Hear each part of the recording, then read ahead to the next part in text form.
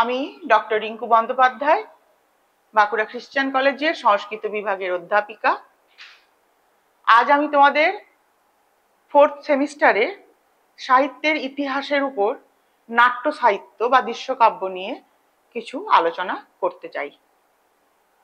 আমরা জানি সমগ্র সাহিত্যকে দুটি প্রধান শ্রেণীতে ভাগ করা হয়ে থাকে, দৃশ্যকাব্য ও শ্রব্যকাব্য। সংস্কৃত সাহিত্যের এই দৃশ্যকাব্যই বর্তমানে নাটক, ড্রামা বা রূপক বা নাট্য বলে অভিহিত।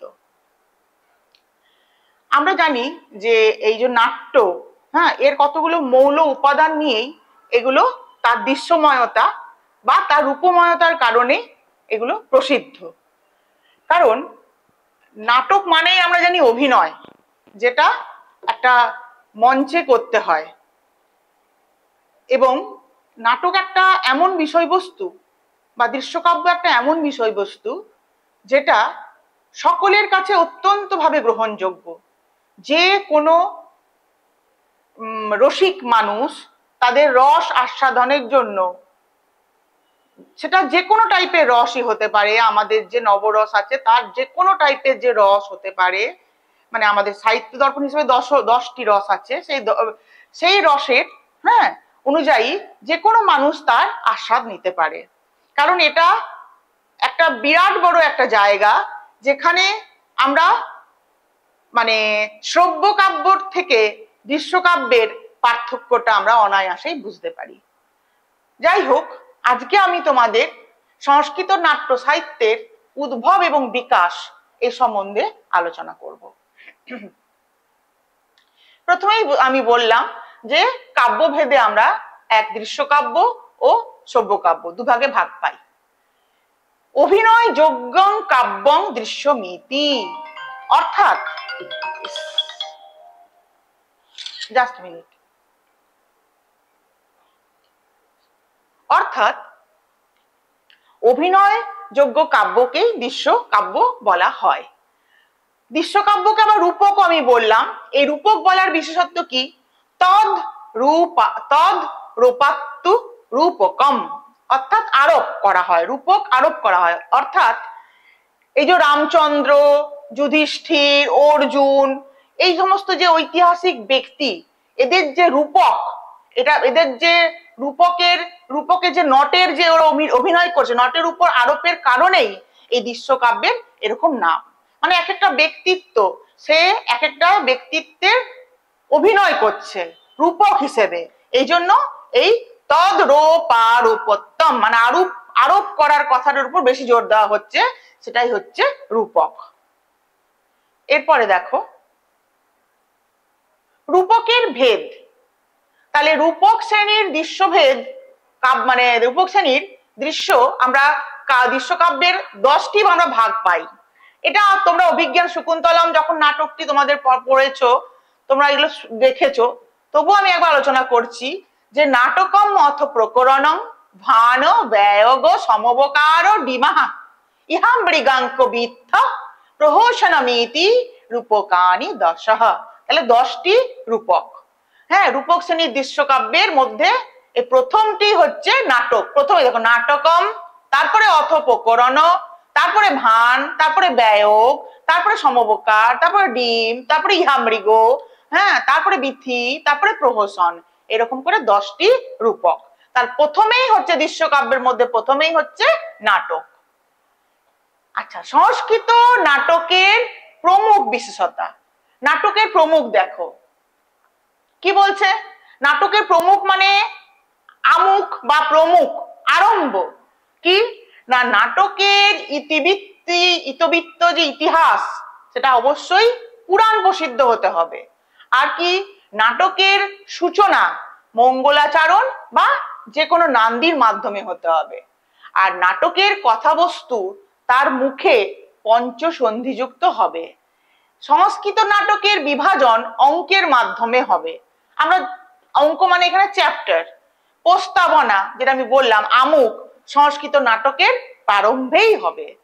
আর সংস্কৃত নাটকে ভাষা প্রয়োগ সম্বন্ধে নিয়মে সংস্কৃত ভাষায় প্রয়োগ হবে উচ্চবর্গ পাত্রের দ্বারা, আর প্রাকৃত ভাষার প্রয়োগ হবে নিম্ন শ্রেণীর পাত্রপাত্রীর দ্বারা।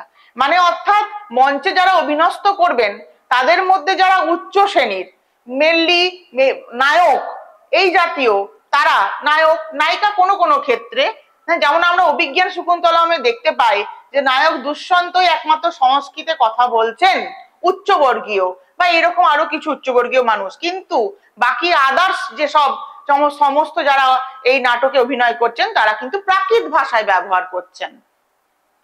সংস্কৃত নাটকে কি কি রস থাকবে দেখো, শৃঙ্গার রস, বীর রস, শান্ত রস, করুণ রস, এইসবের রস দিয়ে সংস্কৃত নাটক বর্ণনা করা হবে। আর কি, সংস্কৃত নাটকে প্রকৃতির চিত্তনে বহুল হবে। প্রকৃতির চিত্তন আমরা সব নাটকেই দেখতে পাই। প্রকৃতির ভরপুর, মানে প্রকৃতির সঙ্গে মানুষের একটা সৌহার্দ্য, একটা হৃদ্যতার সৃষ্টি হয়ে যায়।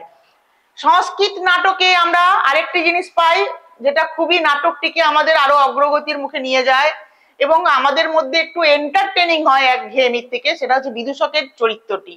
সংস্কৃত নাটকে বিদূষক নামের পাত্রের প্রয়োগ হবে, যিনি হন মনোরঞ্জন করাবেন।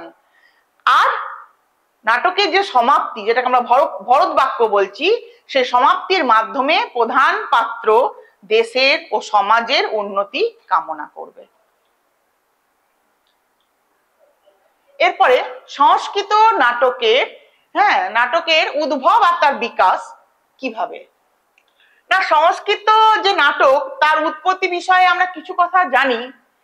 যেমন এই পয়েন্টগুলো মানে আমরা ডিটেলসে আলোচনা করব না, জাস্ট পয়েন্ট আকারে আমি বলে দিচ্ছি। যেমন আমরা জানি যে সংবাদ সূত্র থেকে সংস্কৃত নাটকের উৎপত্তি হয়েছে। এই মত সমর্থন করেছেন Sylvain Levi, Keith, Max Muller, Hertel ইত্যাদি। এবং এই সংস্কৃত নাটক থেকে যে সংবাদ সূত্র মানে উৎপত্তি হয়েছে তার আমরা অনেকগুলি সংবাদ সূত্র তার উদাহরণ দিতে পারি। যেমন জমজমি সংবাদ সূত্র, ইন্দ্র ইন্দ্রাণী, পুরুরবা উর্বশী, এরকম আমরা অনেকগুলি বিখ্যাত যেমন পুরুরবা উর্বশীর কথা আমরা জানি, মহাকবি কালিদাস সেখান থেকে বিক্রম উর্বশীয় নাটক করেছিলেন। আচ্ছা, তারপরে আমরা দেখি যজ্ঞে অনুষ্ঠিত কর্মকাণ্ডের দ্বারা ক্লান্ত পুরোহিত ও দর্শকদের মনোরঞ্জনেরও কারণবশত। কারণ তখনকার দিনে যজ্ঞে যে ভাবে অভিনয় করে, যজ্ঞে আমরা দেখতে পাই যেভাবে অভিনয় করে মানে ঋষিমুনিরা যজ্ঞ সম্পাদন করতেন, সোমরস পান করতেন, বৃক্ষলতাদি গাছে বাঁধতেন, নানা রকম ভাবে অভিনয় করে তারা যজ্ঞ সম্পাদন করতেন। এখান থেকেও কিন্তু একটা নাটকের মানে একটা সূত্র পাওয়া যায়। এছাড়াও কৌটিল্যের অর্থশাস্ত্রেও নাটকের সংকেত পাওয়া গেছে। আর ভরত অনুসারে যে সংস্কৃত নাটকের উৎপত্তি বিকাশে সর্বপ্রসিদ্ধ মত সেটা হচ্ছে নাট্যশাস্ত্রে উল্লেখিত হয়েছে। অবশ্যই সেটা দেখো, সেটা হচ্ছে জগ্রাহ পাঠ্যম ঋগ বেদাত সামেভ্য গীতমেব চ যজুর্বেদাদ অভিনয়ান রসনার্থ অথর্বণাদি দপি। মানে আমরা জানি যে আমরা ঋগ্বেদ থেকে আমরা মানে যত সম্ভব ঋগ্বেদ থেকে আমরা প্রথমে এটা নাটকের পেয়েছি, মানে পুঁথি পেয়েছি। আচ্ছা, ঋগ্বেদ সামবেদ থেকে গান পেয়েছি, যজুর্বেদ থেকে আমরা অভিনয়ের কলা কৌশলে থেকেছি, আর রস আস্বাদন করেছি আমরা অথর্ববেদ থেকে। তাহলে এই জন্য নাটককে কিন্তু পঞ্চম বেদ হিসেবেও নাটককে মনে করা হয়।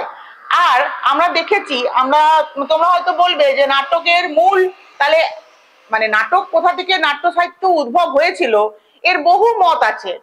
কোন মতই কিন্তু মানে সব মতই যে গ্রহণ করা যাবে, আবার সঠিক যে সব মত সেটাও নয়, কিন্তু সব মতেরই কোনো না কোনো সবকিছুই কিছু না কিছু তার গ্রহণযোগ্য আছে। এর সঠিক আজ পর্যন্ত নাট্য সাহিত্যের উৎপত্তির কারণ এখনো পর্যন্ত আবিষ্কৃত হয়নি। তবে কথা মানে একটা যে আমাদের যে মানে প্রবাদ আছে যে দেবরাজ ইন্দ্রের মানে অনুরোধে আমাদের ব্রহ্মদেব নাটকের রচনা করেছিলেন এবং আমাদের ভরত মুনি সেই নাটক উনি মঞ্চে উপস্থাপনা করেছিলেন। মানে সেই ভরতমুনি হচ্ছে প্রথম নাট্যশাস্ত্রকার যিনি এটা ইন্দ্রালোকে নাটকটা উপস্থাপিত করেছিলেন। এর থেকেই একটা আমরা জানি ভরত হচ্ছে মানে প্রথম নাটকের প্রথম একজন নাট্যকার। তাহলে সংস্কৃত সাহিত্যে প্রমুখ নাটক আর নাট্যকারদের আমি এখানে বিশেষ বিশেষ যারা কয়েকজন বিশিষ্ট, সবাইকার আলোচনা করা যাবে না, বিশেষ কয়েকজন তাদের সম্বন্ধে আমি একটু করে তোমাদের আজকে বলে দিচ্ছি। যেমন আমরা সংস্কৃত নাটকের যদি নাটক আর নাট্যকারদের নাম বলি, প্রথমেই যার নাম না বললেই নয় সেটা হচ্ছে কালিদাসের পূর্বে, কালিদাস পূর্ব আমরা দুজন কবির নাম পাই, ভাস ও অশ্বঘোষ। তার মধ্যে ভাস অত্যন্ত বিখ্যাত একজন নাট্যকার, হ্যাঁ, যার নাটক আমাদের অত্যন্ত সমাদৃত হয়েছিল। তারপরে আমরা পাই কালিদাস, তারপরে পাই ভবভূতি, শূদ্রক, এরকম এই সমস্ত প্রসিদ্ধ নাট্যকারদের নাম পাই। ভাসের মহাকবি ভাসের আমরা কেন বিখ্যাত না, ভাস চক্র, মহাকবি ভাসের আমরা 13খানি নাটক আমরা কেরলের থেকে আবিষ্কার, তালপাতার পুঁটি পি পণ্ডিত গণপতি শাস্ত্রী আবিষ্কার করেন কেরল থেকে, হ্যাঁ, 13খানি পুঁথি আবিষ্কার করেন। সেই পুঁথিগুলো নিয়েও একটা সমস্যা আছে, যেগুলি ভাষের সবগুলি লেখা কিনা, কিন্তু নানা রকম মত থেকে ধরা হয় যে লেখার মিল নানা রকম কারণ দেখিয়ে যে ভাষেরই এগুলো লেখা। এর মধ্যে স্বপ্নবাসব দত্তম এবং প্রতিমা এটি হচ্ছে ভাসের শ্রেষ্ঠ নাটক। ভাসের 13খানি নাটক নানা রকম ভাবে ভাগ করা হয়েছিল। ভাস কোনটি রামায়ণ থেকে নিয়েছিলেন, হ্যাঁ, প্রতিমা আর অভিষেক এই দুটো নাটক ভাস রামায়ণ থেকে নিয়েছিলেন। ভাস মহাভারত থেকে বেশিরভাগ নাটক নিয়েছিলেন, হ্যাঁ, উরুভঙ্গ, কর্ণভারম, মেঘদূত, ঘটোৎকচ, এরকম করে ভাস বেশিরভাগ নাটক মহাভারত থেকে নিয়েছিলেন। আর স্বপ্নবাসব দত্তম এই নাটকখানি খুব বিখ্যাত, ভাসকে প্রসিদ্ধের চরম সীমায় পৌঁছে দিয়েছিল। এটি হচ্ছে ভাসের মূল নাটক, যেটি ষষ্ঠ অঙ্কের, এবং এটি ভাসের কল্পনা প্রসূত এবং কিছু ঐতিহাসিক ঘটনাকে অবলম্বন করে। এরপরে শুদ্ধকের মিচ্ছকটিকম, এটি হচ্ছে একটি অত্যন্ত বাস্তবিক জীবনের চরিত্র ফুটে উঠেছে। আমাদের সমাজ, তৎকালীন সমাজ কি ছিল, বর্তমানের সমাজের সঙ্গেও যদি মিল খোঁজা হয় তো আমাদের এখনো সেই সমাজ ব্যবস্থা কিন্তু পাল্টায়নি। সেই সমাজই তখনকার দিনে দশম শতকের কবি শুদ্ধক মিচ্ছকটি মানে একখানি নাটক লিখে উনি প্রসিদ্ধ হয়েছিলেন। এরপর যার কথা না বললেই নয় সেটা হচ্ছে আমাদের মহাকবি কালিদাস। কালিদাসের 3টি নাটক তোমরা সবাই জানো। একদম অভিজ্ঞান শকুন্তলম, যাকে সর্বোচ্চ শিখরে নিয়ে গেছিল, শুধু ভারতবর্ষ নয় বিশ্বের সর্বত্র এই অভিজ্ঞান শকুন্তলম। তার কত যে ভাষায় এর অনুলিপি হয়েছে, প্রতিলিপি হয়েছে তার ঠিক নেই, হ্যাঁ। অভিজ্ঞান শকুন্তলম মানে বড় বড় মানে পাশ্চাত্য পণ্ডিতরা পর্যন্ত এর মানে অভিজ্ঞান শকুন্তলমের রসে মুগ্ধ। এরপরে হচ্ছে মালবিকা অগ্নিমিত্তম আর বিক্রম উর্বশীয়ম। আমি তো বলেই দিলাম যে অভিজ্ঞান শকুন্তলম যে কি বলেছে, বিশ্ব প্রসিদ্ধ একটি নাটক, যে কাব্যেষু নাট্যং রম্যম তত্ত্বরম্যা শকুন্তলা। এটা মানে কাব্যেষু নাট্যং রম্যং তত্ত্বরম্যা শকুন্তলা, এটা মানে স্টুডেন্টদের মানে মনের মধ্যে গেঁথে রাখতে হয় এই শব্দটা। এটা এতটাই একটা আমরাও করেছি, তোমাদেরকেও এটা মনে রাখতে হবে। আর গেটে সবদিকে বেশি অভিজ্ঞান শকুন্তলমের প্রতি মন্তব্য করেছেন, এবং আমাদের কবিগুরু রবীন্দ্রনাথ ঠাকুরও কম জাননি কিছু অভিজ্ঞান শকুন্তলম, এবং উইলিয়াম শেক্সপিয়ারও শকুন্তলা থেকে অনেক কিছু করেছিলেন, মানে ধার ঋণী। এরপর আমরা জানি ভবভূতি রচিত 3খানা নাটক, উত্তরামচরিত, মহাবীর চরিত আর হচ্ছে মালতী মাধব একটু অন্যরকম। এর মধ্যে উত্তর রামচরিত আর মহাবীর চরিত এই দুটো আমরা দেখতে পাই যে উত্তর রামচরিত একটি হচ্ছে করুণ রসাত্মক, আমি বলেছিলাম 4টে রস নাটকে প্রয়োগ হয়, তার মধ্যে করুণ রসের যদি নাটকের নাম বলা হয় সেটা হচ্ছে উত্তর রামচরিত। এই ভবভূতি যিনি 6ষ্ঠ শতাব্দীর কবি, তিনি কিন্তু এই 6ষ্ঠ বা খ্রিস্টীয় সপ্তম, আনুমানিক 6ষ্ঠ বা খ্রিস্টীয় সপ্তম শতকের কবি ভবভূতি। এই 3টি নাটক লিখে উনিও প্রসিদ্ধ লাভ করেছিলেন। আচ্ছা, এরপরে দেখো যে সংস্কৃত সাহিত্যে আমি একটা কথা বলি, আর একজন, মানে নাটকে যে সমস্ত পাত্রপাত্রী থাকতে হবে এমন নয়, এরকম স্ত্রী বর্জিত একটি নাটকের নামও আমরা দেখতে পাই, সেটা হচ্ছে শূদ্রকের মিচ্ছকটিক, যেখানে কোনো স্ত্রী সরি, যেটা হচ্ছে মুদ্রা রাক্ষস, বিশাখ দত্তের মুদ্রা রাক্ষস, বিশাখ দত্তের মুদ্রা রাক্ষস, যেটা হচ্ছে স্ত্রী বর্জিত একখানা নাটক, যেখানে কোনো স্ত্রী চরিত্র নেই। এবার দেখো আধুনিক নাটক। সংস্কৃত সাহিত্যে এই নাট্যধারায় অধুনা স্রোতস্বিনী গতিতে আধুনিক নাট্যকারদের হাত ধরেও কিন্তু বয়ে চলেছে কিছু নাটক, আর নাট্যকারদের যে নাম আমি তোমাদেরকে তাড়াতাড়ি করে আলোচনা করে দিচ্ছি। যেমন ঐতিহাসিক বৃত্তান্ত অবলম্বনে রচিত নাটক কি না, ভারত লক্ষ্মী নাটকম, এটা লিখেছেন যতীন্দ্র বিমল চৌধুরী। আচ্ছা, এর বিষয়বস্তু কি না, ঝাঁসি রানী লক্ষ্মীবাই এবং বাংলার স্বনামধন্য বিপ্লবীদের নিয়ে রচিত এই ভারত লক্ষ্মী নাটকম। এরপরে হচ্ছে অমরবীর বৃত্তান্তম, এটাও লিখেছেন নিত্যানন্দ স্মৃতি তীর্থ। এর বিষয়বস্তু হচ্ছে যে কিংসফোর্ডকে মারতে গিয়ে ভুল করে মিসেস কেনেডি ও তার মায়ের মৃত্যু এবং বিচারে ক্ষুদিরামের ফাঁসি। এরপর দেখো জীবনীমূলক নাটক। জীবনীমূলক নাটক শ্রীজীব ন্যায়তীর্থ প্রণীত শ্রী শঙ্করাচার্য বৈভবম, দেশবন্ধু দেশপ্রিয়ম যতীন্দ্র বিমল চৌধুরীর সমসাময়িক সমস্যা অবলম্বনে কিছু নাটক হচ্ছে, যেমন হচ্ছে চিপিটক চর্বণম, এটা শ্রীজীব ন্যায়তীর্থের। শ্রীজীব ন্যায়তীর্থের আমরা এখানে দেখতে পাচ্ছি, এটাও শঙ্করাচার্য বৈভবম, এটা জীবনীমূলক, আর এটা হচ্ছে সমসাময়িক সমস্যা অবলম্বনে লিখেছেন। আচ্ছা, গৌরী ধর্ম পাল লিখেছিলেন জননী, রাধা বল্লভ ত্রিপাঠী লিখেছিলেন সোমপ্রভম। আর কিছু প্রচলিত যে কাহিনী আর কিংবদন্তিকে নিয়ে কিছু শ্রীজীব ন্যায়তীর্থ আবার লিখেছেন কবি কালিদাসিয়ম। আর একটা দেখতে পাই মহারাষ্ট্রের জিবি পলশুলে বিরচিত ভাস ও হাস, এগুলো হচ্ছে প্রচলিত কাহিনী কিংবদন্তি, আধুনিক নাটক এগুলো। ধন্যবাদ।